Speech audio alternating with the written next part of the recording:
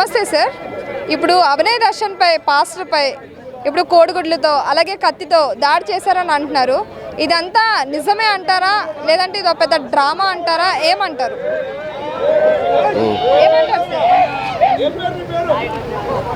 ఇదంతా ఒక పెద్ద గ్యామ్లింగ్ అమ్మా.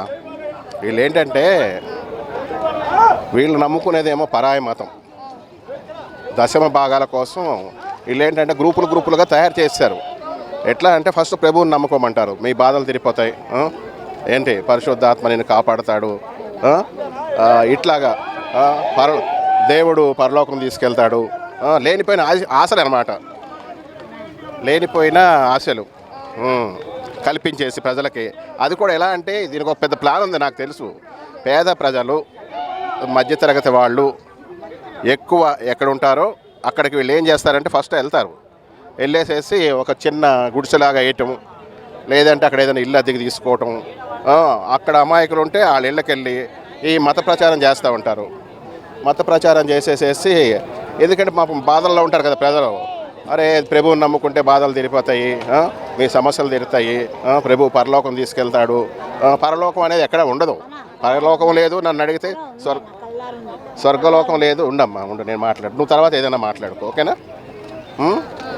ఈ స్వర్గలోకాలు పరలోకాలు నరలోకం అనేది కూడా ఎక్కడ లేదు, అన్నీ భూలోకంలోనే ఉంటాయి. కాకపోతే ఏంటంటే వీళ్ళకి దశమ భాగాలకు అలవాటు పడిపోయి పేద ప్రజలు నమ్మించి, అర్థమైందా, వీళ్ళ దగ్గర సందా తీసుకుంటారు నెల. అర్థమైందా? ఇప్పుడు 5,000 వచ్చినాయి అనుకో, 1,000 రూపాయలు, అలాగే 10,000 అనుకో, 10,000 అంటే 1,000 రూపాయలు, ₹1,00,000 అంటే 10,000. ఇట్లా ఒక్కొక్కరు పాపం కూలీ నాలి చేసుకున్న వాళ్ళ దగ్గర. వీళ్ళు అమాయకులు కదా, డబ్బున్నవాడు ఎలాగో నమ్మడు. డబ్బున్నవాడు వ్యాపారాలు సెటిల్ అయిన వాళ్ళు నమ్మరు. పేద ప్రజలు ఎక్కడ ఉంటారు అక్కడ ఈ ఏదో ప్రచారాలు చేసి డబ్బు సంపాదించుకోవడం కోసం వీళ్ళందరూ ఇలా చేస్తారు. ఇప్పుడు పవన్ కళ్యాణ్ గారు చూడండి, ఉదాహరణకి వాళ్ళ కొడుకు పేరు మార్క్ శంకర్, నా భార్య క్రిస్టియన్ అని చెప్తాడు, నా కూతురు కూడా క్రిస్టియన్ మతం తీసుకుందని చెప్తాడు. ఇప్పుడు అన్ని మతాలను గౌరవిస్తాడు. పరాయి మతాన్ని ఎప్పుడైనా తిట్టాడా? ఒక పాస్టర్ని ఆయన ఏమైనా తిట్టాడా? ఎవరిని తిట్టలా. మీరు ఆయన ఎందుకు వీళ్ళు తిడతారు? ఎందుకు తిడుతున్నారు? వాళ్ళ స్వార్థం, వాళ్ళ వ్యక్తిత్వం. అర్థమైందా? వాళ్ళ వ్యక్తిత్వం ఏంటంటే వాళ్ళ స్వార్థాల కోసం, వాళ్ళ మత ప్రచారాల కోసం ఈ దేశాన్ని ఏమో క్రిస్టియన్స్ చేద్దామని ఒకడు, ఇస్లాం చేద్దామని ఒకడు, ఇట్లాంటి వ్యవహారాలు చేస్తున్నారు. ఈడు అభినయ్ అనే ఈ ఫాస్టరు ఆడు చూడండి, ఆడు చచ్చిపోయాడు అన్నారు, ఆడు ఏదో కిడ్నాప్ చేశారు ఏదో అన్నారు, ఎన్నెన్నో. ఇప్పుడు ఆడు చూడండి, ఆడు హాస్పిటల్ ఆడు వీడియోలు తీస్తే లైట్గా ఏది పెన్నుతో, అది ఇంకు సీరా పెన్ ఏదో ఉంటుంది, అది పడుద్ది, దాంతో గీత వేసుకుని ఏదో బ్లేడ్లతో కోసినట్టు, ఏదో కొట్టినట్టు, తిట్టినట్టు. వీడు ఎందుకురా ఇవన్నీ అవసరం రా? మీరు మీ సానుభూతి కోసం ఇలాంటి వ్యవహారాలు చేయకండి. మీ తాత ముత్తాతలు ఏ మతమో ఒకసారి తెలుసుకోండి. మీరు ఈ మతంలో ఎందుకు దిగారో తెలుసుకోండి. అర్థమైందా? ఎవరేమంటలా మిమ్మల్ని, మీరే మీ డబ్బుల కోసం ఇవాళ కోట్లు సంపాదించారు మీరు పాస్టర్ల రూపాయలు ఎత్తి. మీ కోట్లని పేద ప్రజలకు ధర్మం చేయండి ముందు. అది ఇంకా చాలు రారే, మీరు ఈ దేశాన్ని నాశనం చేసింది చాలు. అప్పుడు బ్రిటిష్ వాళ్ళు వచ్చి అంటగట్టిపోయారు ఈ క్రైస్తవ మతాన్ని, దేశాన్ని దోసుకుపోయారు. ఇంకా మారరా మీరు? మారి ఇమీడియట్లీగా వ్యవహారాలు చేయడం మానేసేయండి. హిందూ ధర్మాన్ని పాటించండి, హిందూ ధర్మాన్ని రక్షించండి. హిందూ ధర్మం ఏంటంటే ప్రతి మతం సమానం అంటారు. అర్థమైందా? అదొకటి తెలుసుకోండి. తెలుసుకుని మంచి ప్రవర్తనగా మారండి. ఈ ఆ అజయ్ బాబు ఆడేవాడు అంటాడు, పవన్ కళ్యాణ్ ఎకిలిగా ఇచ్చేస్తాడు. పవన్ కళ్యాణ్ ఇప్పుడు నేనేమన్నా అన్నాడరా? పాస్టర్లకు ఒకటే చెప్తున్నా, అమ్మ మీరందరూ ఒకప్పుడు హిందువులు, ఏదో అమ్ముడు పోకండి, దశమ భాగాలు వస్తున్నాయి కదా అమ్ముడు పోకండి. ఎవరో విదేశీయులు కూడా మీకు ఫండ్స్ ఇస్తారని తెలుస్తుంది. అర్థమైందా? ఇట్లాంటి వ్యవహారాల కోసం మీరు హిందూ ధర్మాన్ని కించపరిచినట్టు మాట్లాడుకుంటున్నారు. మీ మతాన్ని మేమేం అంటలేదు కదా. ఇప్పుడు నేను చర్చిలకు వెళ్ళి ఇప్పుడు మీ కారణంగా చర్చిలకు వెళ్ళే వాళ్ళు మానేశారు, అది గుర్తుపెట్టుకోండి. అర్థమైందా? ప్రభువు నమ్ముకునే వాళ్ళు మానేశారు. మీ డ్రామా పస్ ఏంట్రా స్టేజీల మీద యేసు ప్రభు నమ్ముకోండి, సిలువేస్తారు అది కొబ్బరి నూనెతో. మీరు మాత్రం మంచి ఏంటి అంటే ఎలాంటి పెద్ద హాస్పిటల్కి వెళ్ళి మీరు ట్రీట్మెంట్లు చేసుకుంటారు. మీ ఫాస్టర్లు లక్షలు ఖర్చు పెట్టుకుని ఏదైనా అయితే అమాయక ప్రజలకి దేవుడు కాపాడుతాడు, దేవుడు రక్షిస్తాడని ఏదో ప్రార్థనలు ఏదో వ్యవహారాలు చేస్తారు. వాళ్ళు ఒక వారం 10 రోజుల్లో చచ్చిపోతారు కూడా. దయచేసి వాళ్ళని కూడా మీరు సంపాదించిన దొంగ డబ్బుతో హాస్పిటల్లో జాయిన్ చేయండి, వాళ్ళకు కూడా ట్రీట్మెంట్లు చేయండి. ఈ సిలువులు ప్రార్థనల వల్ల ఇవ్వడం వల్ల కాదు. ఏ ధర్మమైనా, హిందువైనా ఇస్లాం అయినా ఇంకోటైనా మనుషుల్ని మోసం చేయకండి. మీ దగ్గర డబ్బు ఉంటే వాళ్ళకి వెళ్ళి హాస్పిటల్లో ట్రీట్మెంట్లు, ఉద్యోగాలు, వ్యాపారాలు, చదువులు, ఇట్లాంటి మంచి కార్యక్రమాలు చేయండి. కడపవాడు పాడేరు వెళ్తాం ఏంది, అక్కడ జనాన్ని ఏమార్చటం ఏంది, ఆడు అంతకుముందు పెట్టిన వీడియోలు చూస్తే అబ్బా ఏదో పల్లెటూర్లు నాశనం అవుతున్నాయి, ఏందేందో జరిగిపోతున్నాయి ఆడు వీడియోలు చూస్తుంటే ఒక రకంగా అనిపించింది నాకు కూడా. కానీ ఆడు ఆడిన నాటకం ఏంది, ఏమనుకుంటున్నాడు, సొసైటీలో ఏంది ఒక సినిమా అనుకుంటున్నాడా, ఏమనుకుంటున్నాడు? పోలీసులు అంటే ఒక భయం లేకుండా పోయిందా? హిందువులు అంటే భయం లేకుండా పోయిందా? అసలు ఏమనుకుని రాజకీయం చేస్తున్నాడు? వాడికి రాజకీయంలోకి రావాలని చేస్తున్నాడా? దేనికని? ఎందుకు ఆడే యాదవ పని చేశాడు? మరి ఆయన ఎందుకు ఇంకా ఊరుకున్నారు? ఆయన కూడా రోడ్డు మీద గుడ్డలోడ తీసి తిప్పాలన్న. ఇట్లాంటి వాళ్ళని గుడ్డలోడ తీసి తీస్తే ఒక భయం, బాధ్యత ఉంటుంది. చర్చి ఫాదర్ అంటే ఎంత గౌరవం ఇస్తామన్నా. మరి ఇలాంటి యదవుల గురించి అయినా మరి ఒక్క ఫాదర్ కూడా మళ్ళీ మాట్లాడలేదు, అది బాధేస్తుంది. ఇలాంటి యదవుల్ని ఒక్క ఫాదర్ అయినా బయటకు వచ్చి తిట్టలేదు, అది బాధేస్తుంది మాకు. ఇంకా మాకు తెలిసిన చర్చి ఫాదర్స్ ఫ్రెండ్స్ ఉన్నారు, ఎవడు మాట్లాడలేదు. 2-3 ఫోన్ చేశా, ఏమైంది రా అబ్బాయి అంటే ఇస్తాం మాట్లాడదామని. మరి ఏందయ్యారు? ఏంది యేసు ప్రభు విలువ లేకుండా చేస్తున్నారు ఈ యదవులు. గిరిజన గ్రామాలకు వెళ్తున్నారన్న. మన గ్రామ దేవతని ఎక్కువగా పూజించేది వాళ్ళని చెడగొడుతున్నారు. వీటి మీద, ఇలాంటి యదవుల మీద ముఖ్యంగా చర్యలు తీసుకోవాలి. ఆడి నిన్న మాట్లాడుతున్నాడు, సింహం అంట. అది సాక్షి మీడియాలో వస్తే చూశాను నేను. నా సింహం అంట, మా ఫోనులు లాగేసుకున్నారంట. పోలీసులు ఆడి వాయిస్లు పెడుతుంటే, ఆడి దెబ్బలు ఈ హాస్పిటల్లో ఆడి చూస్తే, మరి ఆడికి సహకారం ఎందుకు చేస్తున్నారో ఈ మీడియా వాళ్ళు కూడా నాకు అర్థం కావట్లా. మరి దీన్ని కూడా రాజకీయానికి అంటించి పార్టీలను విడగొడదామా? నిన్నటిదాకా కుల రాజకీయం చూశారు, కులాల గర్జన లేకుండా పోయేపటికి ఇక ఈ మతం, ఆ దేవుళ్ళ మీద పడుతున్నారు ఈ యదవులు. ఏందో మరి కఠినమైన చర్యలు తీసుకోవాలి పోలీసులు. ముఖ్యంగా RRR గారు కూడా స్పందించాలి.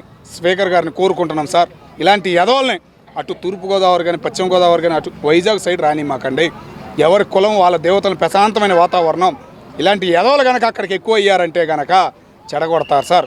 కఠినమైన చర్యలు తీసుకోవాలి. రీసెంట్గా 20-30 చర్చిలు మూసేశారు, పర్మిషన్ లేదని. అట్లాగే ఇట్లాంటి యదవులు ఇంకా ఎవరైనా ఉండారా, ఏరి పారేస్తే ఆ యేసు ప్రభువుకి, నిజమైన చర్చి ఫాదర్కి ఒక విలువ అనేది వచ్చిందని నేను కోరుకుంటున్నాను.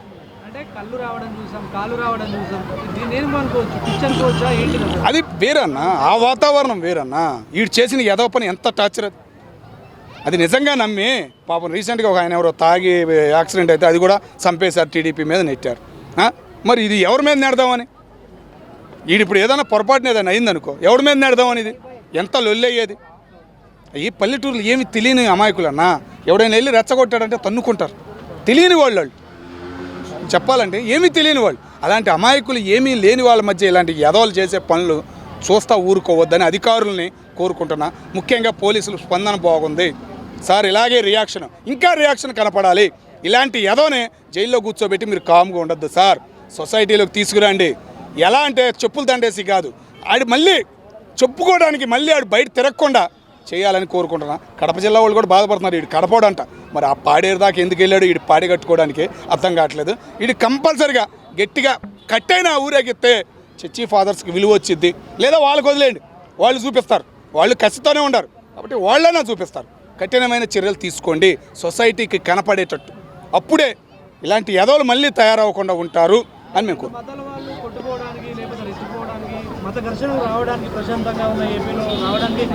అంతే అనుకోవాలి. నా గంజాయి బ్యాచ్ కన్నా పెద్ద స్మగ్లర్ల కన్నా కూడా అంతకన్నా స్మగ్లర్. మనం రీసెంట్గా చూసాం, ఏది జమ్మూ కాశ్మీర్లో, నువ్వు ముస్లిమా హిందువా అని అడిగి చంపేశారు చూసావా?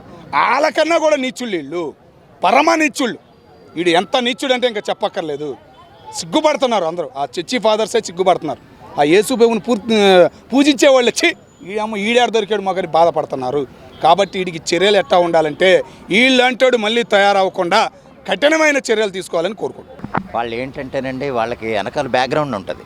వాళ్ళు సింగిల్గా చేశారని కాదు, అంటే ఏదో రకంగా మతాల మధ్య విద్వేషాలు రెచ్చగొట్టి వాళ్ళ పబ్బం గడుపుకోవటానికే. మనం వాళ్ళ మీద కొన్ని వీడియోలు చూస్తుంటే కనుక ఎంత అసహ్యం వేస్తుందో, క్రైస్తవ మతం మీద ఎంత అసహ్యం వేస్తుందో మనం ప్రత్యేకంగా చెప్పనవసరం. అంటే బొక్కా పకీర్గాళ్ళు రోడ్డు మీద తిరుగుతారు, వాళ్ళకు కూడా కొంత జ్ఞానంతో అన్న వ్యవహరించి చేస్తారేమో కానీ ఏదో దగ్గరికి వెళ్ళి చేయబట్టేసుకుంటే యాక్టింగ్ చేసి దొల్లేసి నేల మీద పడిపోయి గెంతులేసేసి ఇంకా ఎన్ని రకాల వీడియోలో మనం ప్రత్యేకంగా చెప్పనవసరం. అటువంటి సన్నాసులు ఏంటంటే రకరకాల శపథాలు చేసి హిందువులను ఏదో చేస్తాం, లేకపోతే వాళ్ళని ఏదో చేస్తాం, ఒక్కడిని కూడా ఉండనేమో అని. అటువంటి వాళ్ళు అసలు ప్రభుత్వాలు లేదా అధికారులు కూడా ఎందుకు వదులుతున్నారో నాకు ప్రత్యేకంగా దృష్టి పెట్టాలండి వాళ్ళు ప్రభుత్వ అధికారులు. ఎందుకంటే అలా వదిలేస్తే ఏంటంటే ఒకడు మొన్న ఎవడో అమలాపురం దగ్గర ఎవడో ఒకడో అలాగే వాగితే అనేదో చివరికి కాళ్ళ దగ్గరికి వచ్చి క్షమాపణ చెప్పే కాడికి వచ్చింది. కానీ ఏంటంటే వాళ్ళ బుద్ధి మారదన్నమాట. వాళ్ళ బుద్ధి ఏంటంటే ఎంతసేపు ఈ హిందువులు రోజు రోజుకి బలోపేతం అవ్వటం, దానివల్ల ఏమన్నా వాళ్ళకి వాళ్ళ మతం మీద ఏమన్నా చిన్న చూపు చూస్తారేమో అభద్రతా భావం వల్ల ఏమన్నా వాళ్ళ మతస్థులు మళ్ళీ అంటే కన్వర్ట్ అయిన వాళ్ళు మళ్ళీ తిరిగి సొంత హిందూ మతానికి వెళ్ళిపోతారేమో అన్న ఉద్దేశంతో కొంతమంది ఏంటంటే ఇలాగ పెట్టేకపోయి వాళ్ళకు వచ్చే దశంభాగం ఆదాయం కోసం ఎదవేడుపులు ఆడవటం తప్ప అంతకంటే ఏం కదండి. పాస్టలైన వాళ్ళు ఎంతో కొంత చదువుకుని ఏడ్చుంటాడు, వాడు ఆ చదువుకు తగ్గట్టుగా వ్యవహరిస్తే కనుక ఒక మనిషిగా ఉండే అవకాశం, సమాజంలో ఉండే అవకాశం ఉంటుందండి. లేకపోతే ఎలా పడితే అలా వాగితే కనుక ఏదో టైంలో పిచ్చగొట్టుడు కొడతారంటంలో సందేహం లేదు. అంటే మనం ఏదైనా మాట్లాడేయచ్చు, ఏదైనా చేసేయచ్చు అన్న ఉద్దేశం ఏంటంటే పేటరేగిపోతున్నారు రోజు రోజుకి. అదేంటంటే వాళ్ళు తగ్గాలి, తగ్గకపోతే కనుక చట్టం కొంచెం ఎందుకు ఆ లోకల్ ఎమ్మెల్యే ఉంటాడు, లేకపోతే లోకల్ ఎస్ఐ ఉంటాడు, లేదా సీఏ ఉంటాడు, వాళ్ళు ఎందుకు అలా వదిలేస్తున్నారో మరి అర్థం కాదు. వాళ్ళు కూడా అదే మతస్థులుగా ఉండటం వల్ల దాని వెనకాల ఎవరన్నా ఉండి ప్రోత్సహించడం వల్ల ఆడు ఎలా మాట్లాడుతున్నాడా, లేకపోతే వాళ్ళకి కూడా ఎంతో కొంత ప్రోత్సాహం ఉండటం వల్ల వీళ్ళు కూడా ఏం చేయలేకపోతున్నారు అన్నది మనం చెప్పలేం. కానీ ఏదేమైనా సరే అటువంటి ఎదవలు ఎవరైనా సరే నోరు తెరిచి మాట్లాడితే కనుక నోట్లో కుక్కి చంపేసేలాగా ఉండాలి. అటువంటి ఎదవలు మళ్ళీ నోరెత్తకుండా, అంటే ఓకే మనం వేరే మతాలను కూడా గౌరవిద్దాం, దాని అర్థం ఇంకో మతాలను కించపరిచేలాగా మాట్లాడడం అని కాదు. అటువంటి కించపరిచే ఎదవలు ముఖ్యంగా ఎందులో ఉన్నారంటే కేవలం క్రైస్తవ మతంలో ఉన్నారు. అటువంటి వాళ్ళు కొంచెం ఇదయ్యి మామూలు అంటే అన్ని మతాలు సమానమేరా, మన ఆదాయం కోసం మనం వేడుద్దాం, మన చర్చి డెవలప్మెంట్ మనం చూసుకుందాం అంటే కనుక ఎవరికి ఇబ్బంది ఉండదండి. దానికోసం వాళ్ళ అభద్రతా భావంతో వేరే మతాల మీద మాటల దాడి లేకపోతే కొంతమందితో చేతల దాడి చేస్తే కనుక అది వాళ్ళకే ప్రమాదం అన్న సంగతి వాళ్ళు తెలుసుకోవాలి. అంటే హిందువులే నన్ను వెంటబడి కొట్టారు అట్లాంటి టాపిక్ బయట తీసుకురావడానికి ఏం చెప్తారండి? హిందువులు ఎందుకు బలి చేయడం అక్కడ? ఎలాగంటున్నానంటే అండి, అది ఇప్పుడు నువ్వేం చేయకపోతే హిందువులేం కొట్టరండి. అంటే ఇద్దరు పని వాళ్ళని పెట్టుకొని మరి హిందువులను టార్గెట్ చేయడం ఏంటో అక్కడ? అదే అంటున్నానండి, వాళ్ళ అభద్రతాభావం, వాళ్ళ మతానికి ఉన్న అభద్రతాభావం. ఒకసారి నేను ఎలాగంటే నా ఎక్స్పీరియన్స్లో చర్చ్ ఎదురుగానే ఒకళ్ళు చనిపోయారు, ఆ బంధువుగా నేను వెళ్ళాను. అయితే ఏంటంటే పెద్ద సౌండ్ ఎట్టి పాటలు అన్నమాట. మేము మామూలుగా ఏమండి బాగాలేదు, ఇంట్లో ఒక ఆవిడ చనిపోయారు, మీరు కొంచెం సౌండ్ తగ్గించండి అని అన్నాం. వెళ్ళి తగ్గించారు, ఒక 5 నిమిషాలు తగ్గించి మళ్ళీ మామూలుగా పెట్టేశారు. కేవలం 5 నిమిషాలే. మళ్ళీ రెండోసారి వెళ్ళాం, సార్ అలాగేనండి అని అంటాం, మళ్ళీ తగ్గించడం, మళ్ళీ పెట్టేయటం ఒక 5 నిమిషాల తర్వాత. ఇలాగ ఏంటండి ఎన్నిసార్లు చెప్పాలి మీకు, కొంచెం ఇంట్లో చనిపోయి ఉన్నారు, మీరు పద్ధతిగా ఎదురుగానే కదా, మీరు కొంచెం ఆలోచించాలి కదా, జనాలు కూడా ఉన్నారు కదా, కొంచెం సౌండ్ తగ్గిస్తే బాగుంటుంది అని అంటే తర్వాత ఒక 4-5 వచ్చేసి ఇంతకే మేము అడిగింది ఎక్కడంటే ప్రహారీ గోడ యువతల, ప్రహారీ గోడకు లోపల మళ్ళీ చర్చి గుమ్మం ఉంది, చర్చి గుమ్మాలకు లోపల మళ్ళీ 30 మీటర్ల దూరంలో పాస్టర్ ఉన్నాడు. ఈ ప్రహారీ గోడ అవతలుండి మేము మాట్లాడితే మేము పాస్టర్ని కొట్టేయడానికి వచ్చేసామంట. ఇంకో 4-5 ఎదవలు, బోక ఎదవలు అనమాట. ఎంత అంటే వాళ్ళు వచ్చి నువ్వు ఎక్కడి నుంచి వచ్చావో తెలుసా, మర్యాదగా మాట్లాడు, లేకపోతే ఎక్కడి నుంచి నీ శవం కూడా ఉండదండి, మమ్మల్ని బెదిరించడం అనమాట. అంటే ఆ ఎదవలు ఎంత అభద్రతా భావం ఉన్నారో ఈ ఒక్క ఉదాహరణ చాలు. దానికోసం ఏంటంటే అభద్రత ముఖ్యంగా, అంటే మనల్ని ఏమైనా చేసేస్తారేమో, మనల్ని మన మతాన్ని మనకు మనుగడ లేకుండా చేస్తారేమో, వాళ్ళ ఆధిపత్యం చెలరేగిపోతే మన చర్చికి వచ్చి డబ్బులు ఇచ్చేవాడు కూడా ఉండడు, ఆ డబ్బులు ఇవ్వకపోతే మన బతికే రోడ్డు మీదకి వచ్చి మళ్ళీ కూలి పనికో అడుక్కు తినడానికో చేరాలి కదా అన్న అభద్రతా భావంతో ఏంటంటే రకరకాల వాగుడు వల్ల వాళ్ళు ఆ పరిస్థితికి వచ్చేస్తున్నారండి. అంతకంటే ఏం కాదు, పిచ్చి పరాకాష్ట. వాళ్ళకి ఏంటంటే దేవుడి మీద ఏమాత్రం భక్తి ఉండదండి, కేవలం జనాలు వేసే డబ్బులే. ఒక మనకి కల్వరి సతీష్ ఉన్నాడు, అతను కనీసం లేదంటే ఆ ఒక్క ఆదివారమే 5 లక్షలు దాటి వస్తుంది, కేవలం హుండీ అమౌంట్. మిగిలిన ఆన్లైన్ పేమెంట్లు ఎంత వస్తుందో చూడండి. ఆడిని మించిన గజ దొంగ ఇంకెవడున్నాడు, రకరకాలుగా అలా చాలా జాన్ వెస్లీ ఇలా చాలామంది ఉన్నారు. వీళ్ళు ఏంటంటే మన చేతకంతనం కూడా ఇక్కడ ఉంది. హిందూ మతం యొక్క చేతకంతనం ఏంటంటే ఇప్పుడు దేవాలయాల్లో ధర్మాదాయ శాఖ, దేవాదాయ శాఖ ఎట్టి మనకి దర్శనం చేసుకోవాలన్నా టికెట్ పెట్టడం 300, అది 500, వ్రతం చేసుకోవాలన్నా సరే 700, 3000 ఇలా రకరకాల టికెట్లు పెడుతున్నారు. అదే వచ్చిన ఆదాయం, గుళ్ళో వచ్చిన ఆదాయం, హుండీలో వచ్చిన ఆదాయం కూడా ప్రభుత్వం తీసుకుంటుంది. ఇది మళ్ళీ రకరకాల ఎదవలకు అందరికీ పంచుతారు.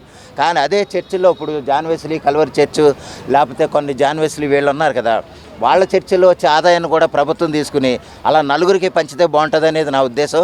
మరి ఈ చేతగాని పాలకులు ఎప్పుడు మరి అందరికీ సమన్యాయం అయ్యే విధంగా చేస్తారో మనం తెలుసుకోవాలి.